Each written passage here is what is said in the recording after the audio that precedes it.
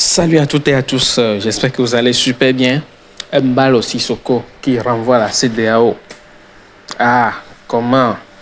C'est quel retournement de situation? On va suivre le général Issa Diawara du Mali, décortiquer ce sujet et aller un peu en profondeur de ce qui se passe là-bas. On est ensemble. Le peuple d'Afrique, comme d'habitude, recevait nos salutations.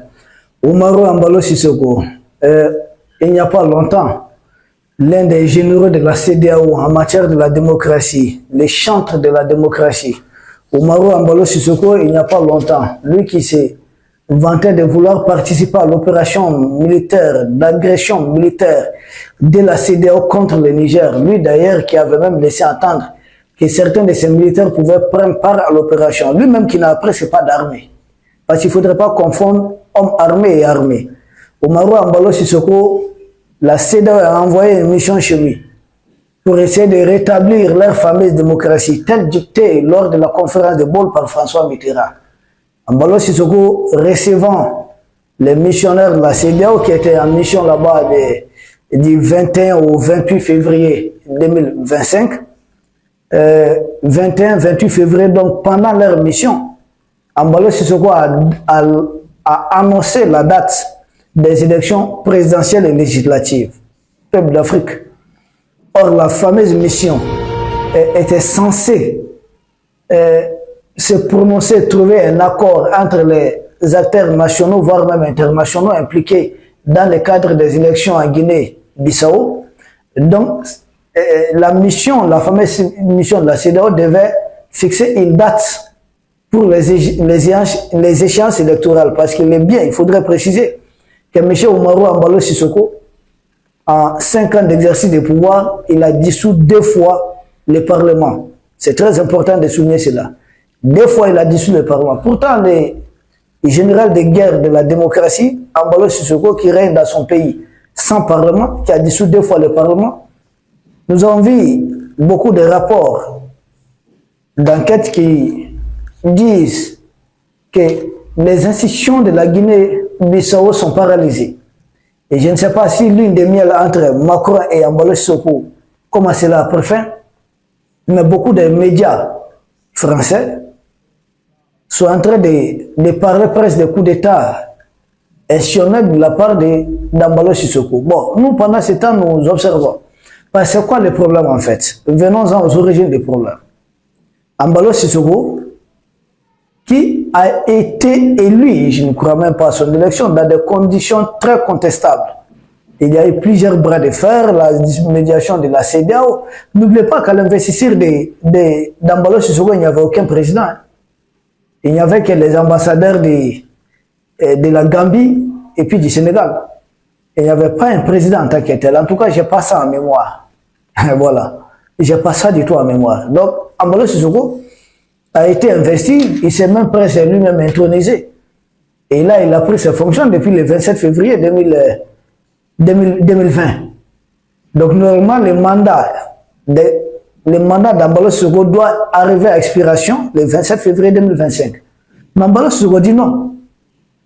Que certes, lui, il a pris le pouvoir, il a occupé le fauteuil présidentiel, il a commencé à signer les décrets autres à compter du 27 février 2020, mais que la Cour suprême a confirmé son élection jusqu'au 4 septembre de la même année. Donc à peu près de 7 mois d'écart. Donc du 27 février au 4 septembre 2020. Donc pour Mbalo Sissoko, lui, son mandat arrive à expiration le 4 septembre. Or, Mbalo Sissoko était déjà président avant la décision de la Cour suprême. Bon, il y a un vide. Il est tombé un peu dans... Il est peu illégitime, au même titre que Volodymyr Zelensky. Mbalo Sissoko, dorénavant, lui qui nous accusait d'être des putschistes, il nous accusait de tous les maux. Et je pense qu'il nous a rejoints. Nous sommes des révolutionnaires. Au contraire de lui qui n'a pas hésité à enlever sa veste en présence d'Emmanuel Macron pour faire plaisir à Emmanuel Macron. Nous, notre président a même refusé de recevoir Emmanuel Macron ici. Voilà. Tant que Macron ne va pas revoir ses critères, il ne viendra pas ici.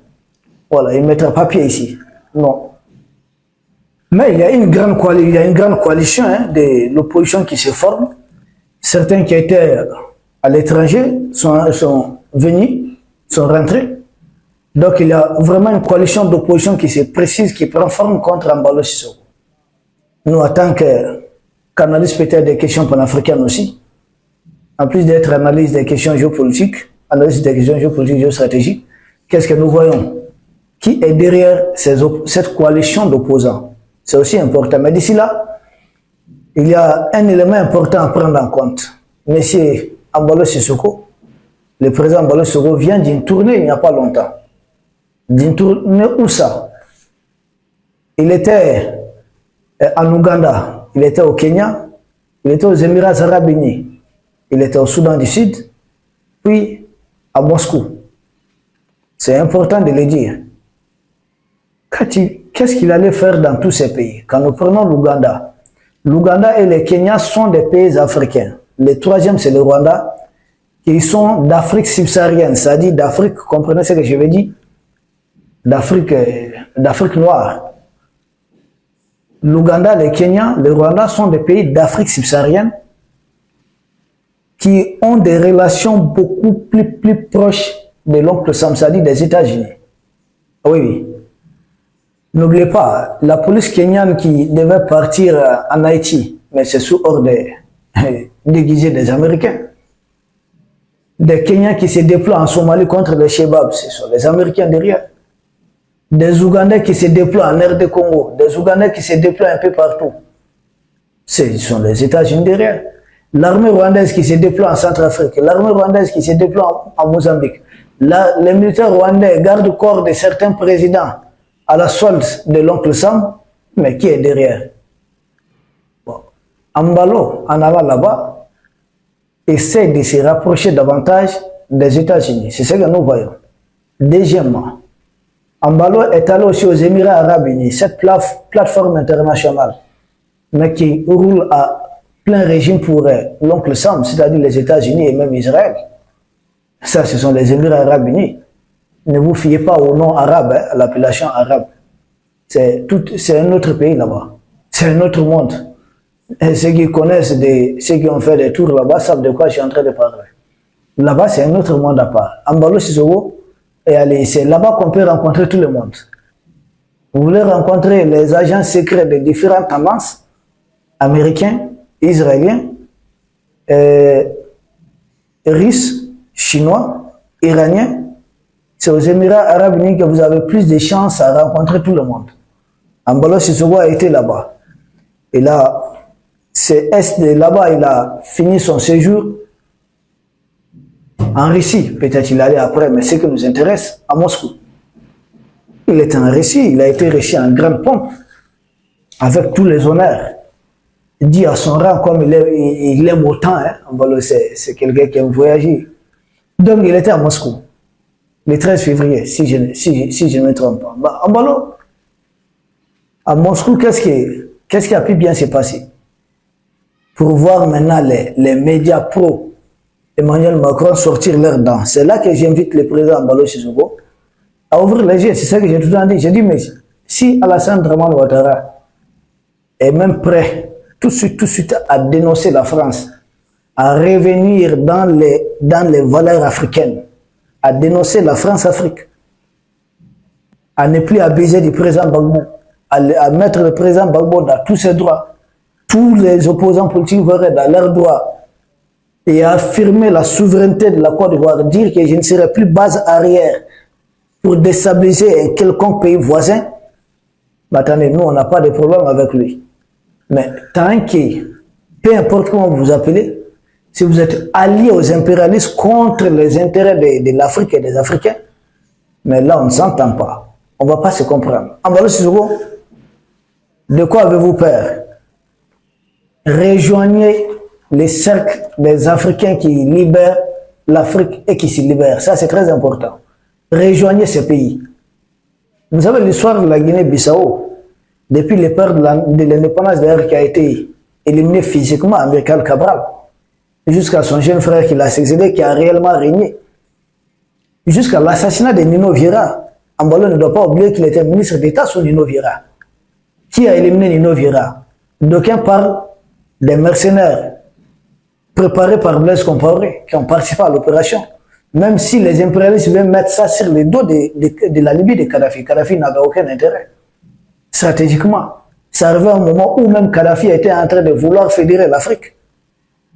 Nino Vieira, on sait qui a éliminé Nino Vieira sans doute. Ce sont les gens qui l'ont éliminé qui sont aux affaires. Les Ambalo là, ils en savent quelque chose. Il était ministre d'État.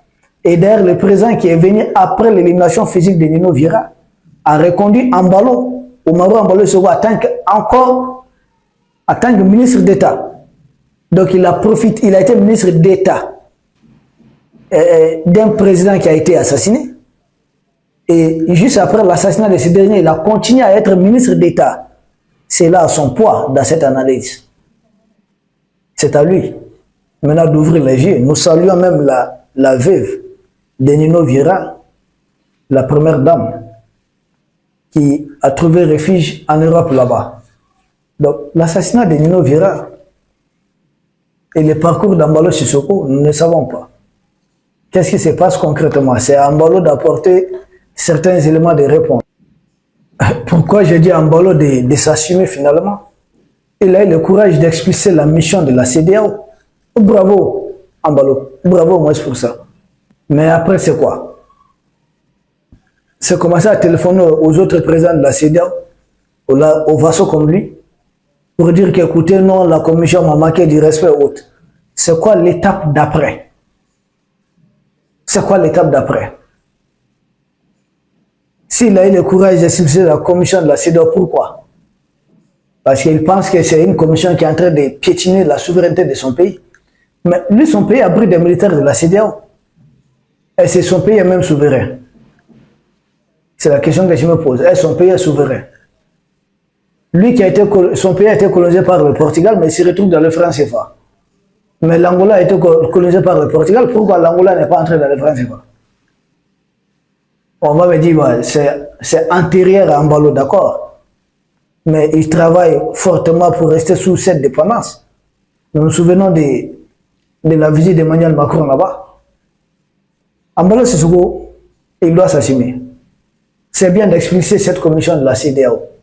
Mais là, il a compris quelque chose. Que la CEDEAO est là pour violer, piétiner la souveraineté des pays. C'est ce que nous avons tout le temps dit.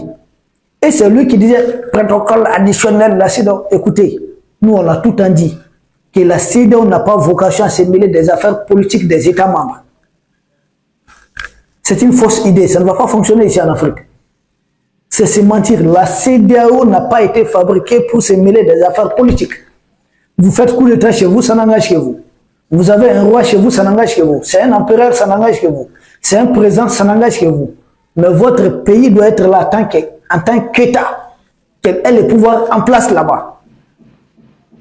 Et comment ces pouvoirs puissent respecter la libre circulation des personnes et de leurs biens.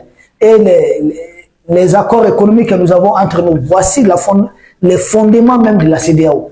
La CEDEAO n'a pas été fondée pour se mêler des affaires politiques. C'est substituer politiquement aux États. Faites des négociations, discuter entre vous. Un tel a été élu démocratiquement, un tel n'a pas été élu démocratiquement, mais si la CEDEAO va sur ce terrain, c'est un terrain glissant, c'est pourquoi la CEDEAO a accusé des poids, des mesures, qu'il y a des coups d'État militaires, des coups d'État constitutionnels. D'ailleurs, c'est même une expression que moi je trouve même fabriquée. Il n'y a pas de coup d'État constitutionnel ou bien de coup d'État militaire. Il y a coup d'État point barre dans ces cas. Tout coup d'État constitutionnel se repose sur l'armée, se repose sur un coup d'État militaire. Donc, tout coup d'État constitutionnel est en fait un coup d'État militaire. Aucun président ne peut le faire sans avoir mis en compromission d'abord tout le commandement des forces de défense et de sécurité de son pays. Il faut la complicité des généraux qui mangent dans les mains du président. Sans cela, ce n'est pas possible. Donc, ce qu'on appelle coup d'État constitutionnel, c'est un coup d'État militaire. Parce que c'est adossé à l'armée. Sans l'aval de l'armée, ce n'est pas possible. Ce n'est pas possible. Donc, cette boîte de Pandore de la CEDEAO, Ambalo, maintenant, la commission cette mission de la CEDEAO dit rendre compte à la commission, à leur fameux président de la commission, qui sans doute doit informer la conférence des chefs d'État de la CEDEAO des comportements de M. Embalo Sissoko. Embalo Sissoko sera présenté là-bas comme celui qui ne veut pas de la démocratie en Guinée-Bissau. Il sera présenté comme celui qui a insulté, qui a même expulsé une mission de la CEDEAO. Alors, les chefs d'État de la CEDEAO, M. Alassane Ouattara, sans doute, ce n'est pas Tinubu, Ouattara prendra son téléphone, il va appeler Embalo, petit frère, le fiston, et si se passe, et si c'est une mission, si c'est Ouattara qui était derrière, Ouattara ne pardonne jamais. Ça, il est connu de cela. Ça, tout le monde le sait. Il ne pardonne jamais. Ce n'est caché des personnes.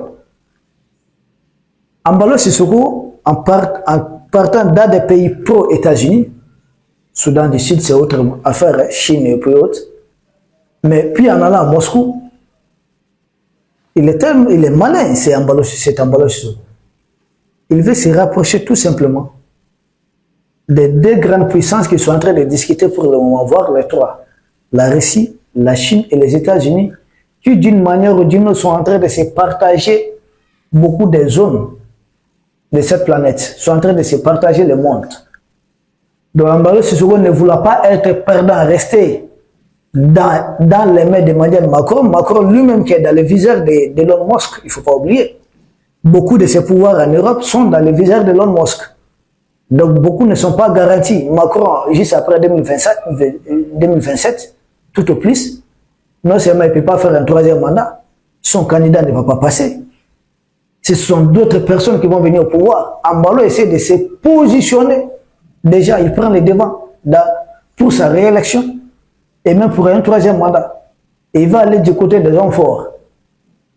C'est le président Poutine, puisqu'il ne peut pas arriver chez Donald Trump, il fait des crochets en Ouganda et au Kenya. Donc il se positionne déjà pour son futur. Les bras de fer entre Embalo Sissoko et la CEDEAO s'annoncent bien. C'est un jeu de Jeep. Le plus grand stratège des deux côtés va l'emporter sans doute. D'ici là, nous, pays de l'Est, bon, Embalo a peur. Sinon, il est capable de dénoncer totalement ces impérialistes et réellement de se battre pour l'Afrique. L'Est va même l'aider parce que nous avons besoin d'un pays qui a le littoral. Certes, on n'a pas de frontières terrestres, mais il y a beaucoup de choses à négocier. Il y a des pays tiers par lesquels on peut passer, il y a les ponts aériens. Nous, pays de l'Est, nous pouvons les protéger, mais à condition, s'il est totalement disposé. Or, pour le moment, il est loin de là. C'est quelqu'un qui joue à un double jeu. Voici la conclusion à laquelle je parviens. Embalo joue un double jeu en posant cet acte. Il veut montrer aux Russes que voilà, lui aussi, il est en train de s'affranchir. Mais de l'autre côté, il avait pris le soin d'aller d'abord aux Émirats Arabes Unis, en Ouganda et au Kenya. Donc je pense qu'il avait planté les décors. Embalo Sissoko en train d'échapper au contrôle du duo Emmanuel Macron-Alassane Ouattara, mais en train de vouloir se mettre sous la protection américano-russe, c'est-à-dire Donald Trump et le président Poutine. Embalo comprend que les choses sont en train de changer. Il veut changer avec les choses sans réellement être panafricain. Il est dans quoi? Tout le pouvoir pour lui.